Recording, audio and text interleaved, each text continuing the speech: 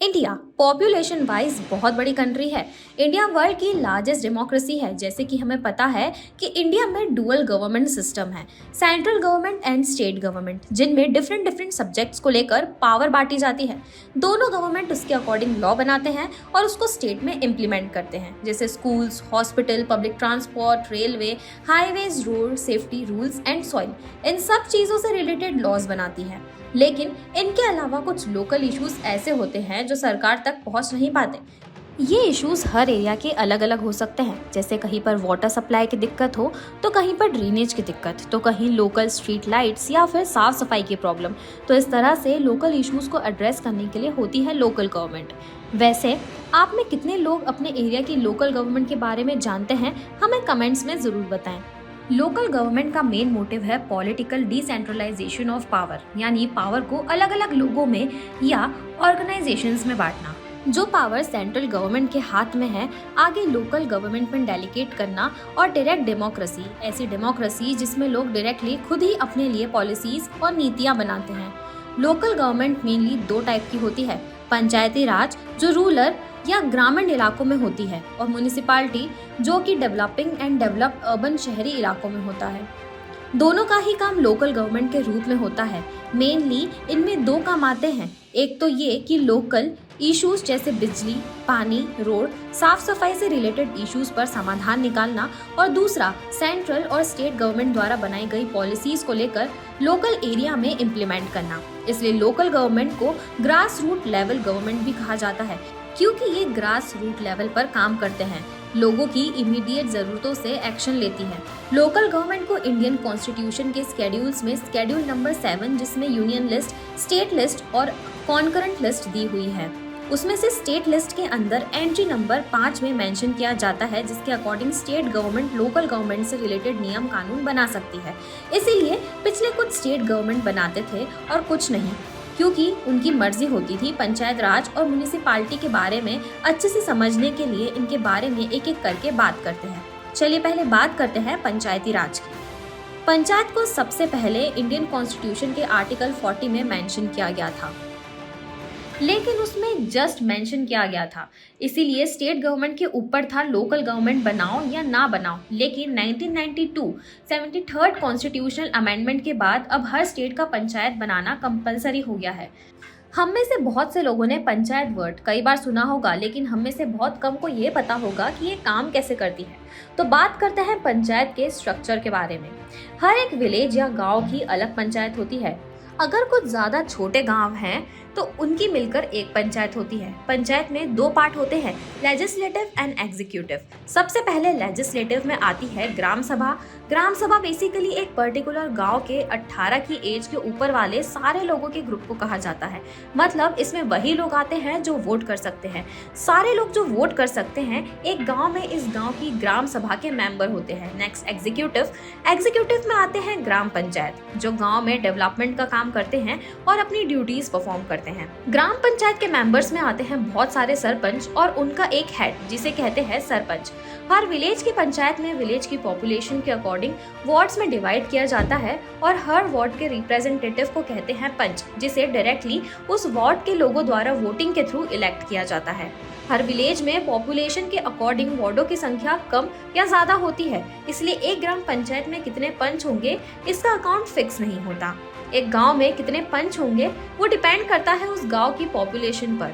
So generally ये 5 से 20 के बीच में होता है ग्राम पंचायत का हेड। इसे विलेज के सारे वार्ड्स के सारे लोगों द्वारा मिलकर सिलेक्ट किया जाता है, या फिर दूसरे तरीके से कह सकते हैं कि इसे ग्राम सभा के सभी मेंबर्स के द्वारा वोट करके इलेक्ट किया जाता है, बिकॉज ग्राम सभा विलेज के सारे एलिजिबल वोटर्स का ग्रुप है।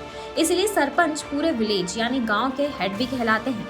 इसके अलावा हर ग्राम पंचायत में स्टेट गवर्नमेंट के द्वारा एक सेक्रेटरी भी अपॉइंट किया जाता है, जिसे पंचायत के सेक्रेटरी कहते हैं, जो ग्राम सभा में भी प्रेजेंट रहता है। इसका काम होता है पंचायत की एक्टिविटीज को ऑब्जर्व करना और उनका ऑफिस पर रिकॉर्ड रखना। ये होता है स्ट्रक्चर पंचायत का एक विलेज के लेवल पर, इसीलिए इसे इसी नाम से ग्राम पंचायत कहा जाता है।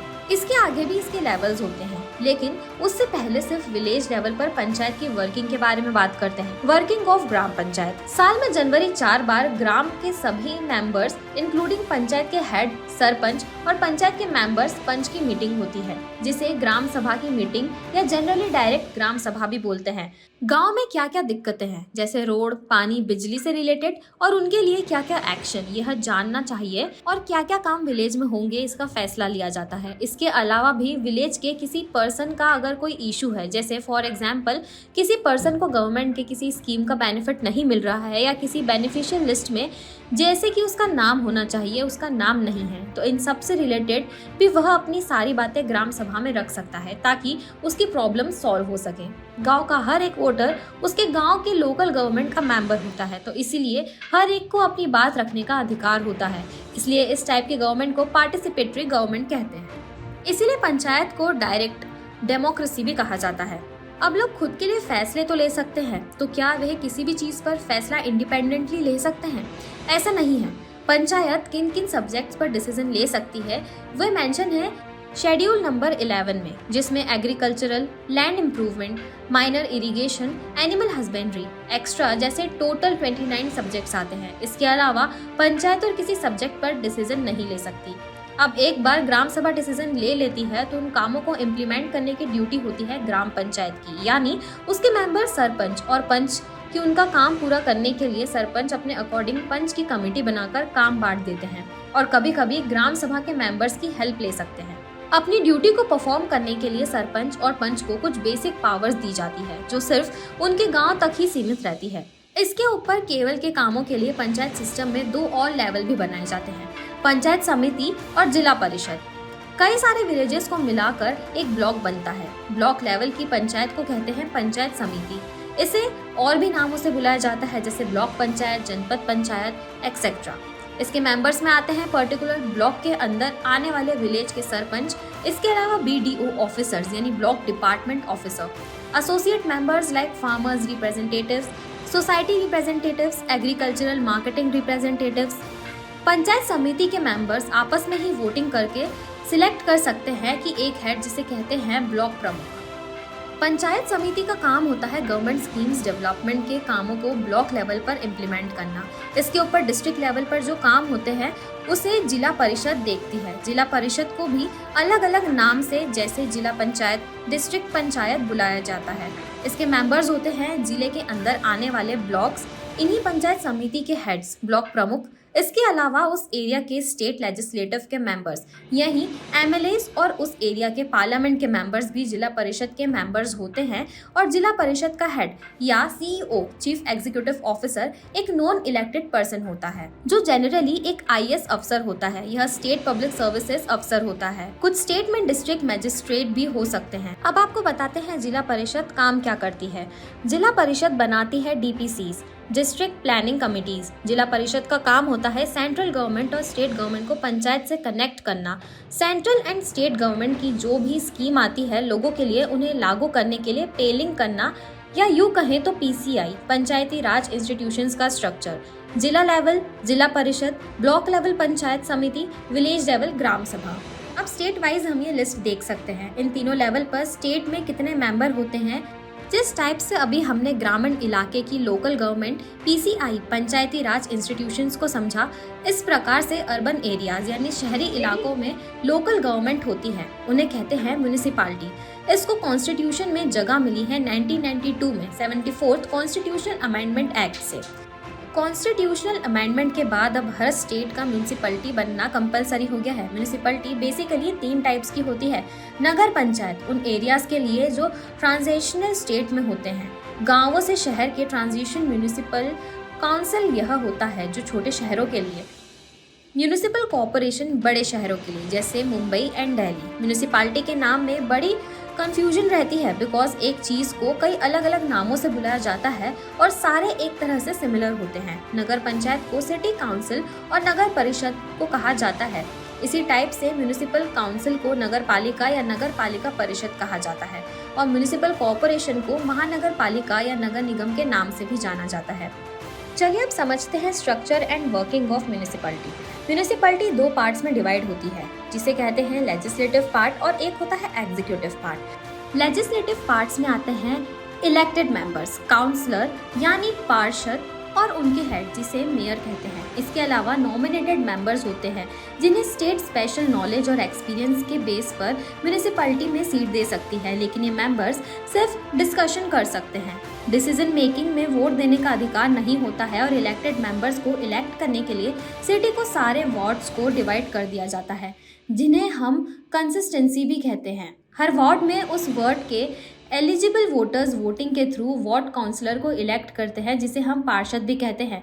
डिफरेंट वार्ड काउंसलर मिलाकर बनती है एक वार्ड कमेटी। हर वार्ड काउंसलर कमेटी में अपने वार्ड यानी एरिया का रिप्रेजेंटेटिव होता है और उन वार्ड्स कमेटी को मिलाकर बनती है म्युनिसिपैलिटी। अब म्युनिसिपैलिटी के मेंबर्स यानी काउंसलर मिलकर अपना एक हेड इलेक्ट करते हैं, जिसे कहा जाता है मेयर। मेयर सिटी के फर्स्ट सिटीजन भी होते हैं। जनरली मेयर एक अन्य रिपोर्ट होती है, लेकिन कुछ स्टेट में उन्हें पावर भी दी गई है। दूसरा पार्ट आता है एग्जीक्यूटिव, जिसमें आते हैं म्युनिसिपल कमिश्नर और अदर एडमिनिस्ट्रेटिव स्टाफ, जैसे कि म्युनिसिपल ऑफिस, म्युनिसिपल कमिश्नर।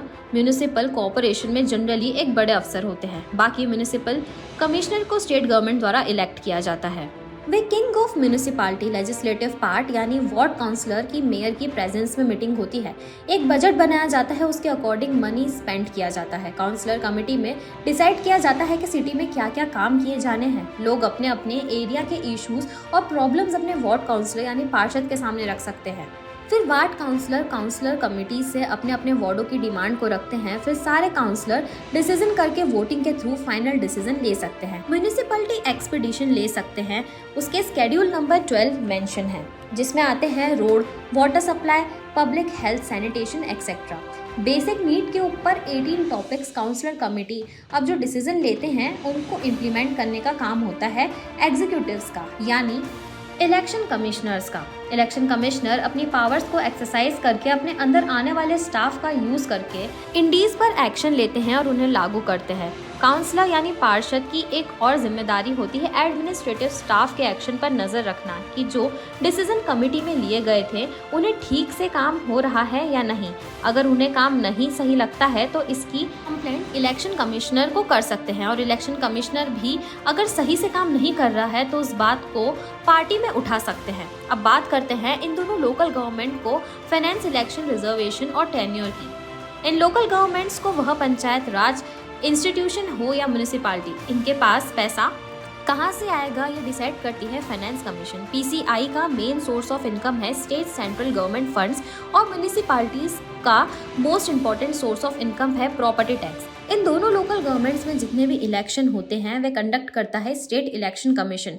दोनों ही लोकल गवर्नमेंट्स में जितनी भी डायरेक्ट या इनडायरेक्ट इलेक्टेड पोस्ट होती हैं जैसे पंच, सरपंच, ब्लॉक प्रमुख, पार्षद एक्सेट्रा, सब में विमेन के लिए 33% यानी 1/3 ऑफ सीट्स रिजर्वेशन दिया गया है। इसके अलावा ST/SC रिजर्वेशन भी दिया गया है।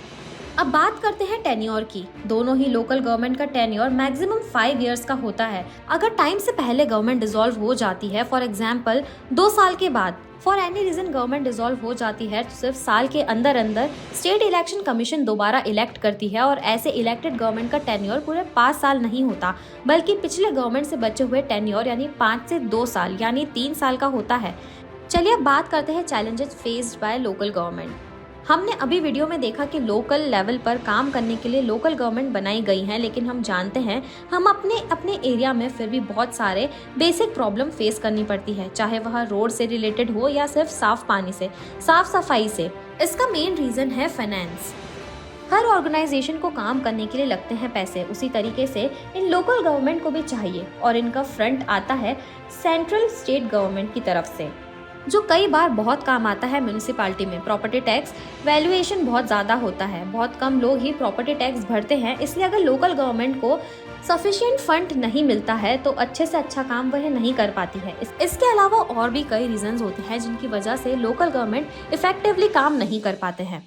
तो अगर आपको भी ऐसे कोई रीजंस पता है तो हमें कमेंट बॉक्स में बताओ कि लोकल गवर्नमेंट के क्या प्रॉब्लम्स हो सकते हैं और इसी के साथ अगर आपको ये वाला वीडियो पसंद आया हो तो इसे लाइक और शेयर करें, साथ ही चैनल को सब्सक्राइब जरूर करें।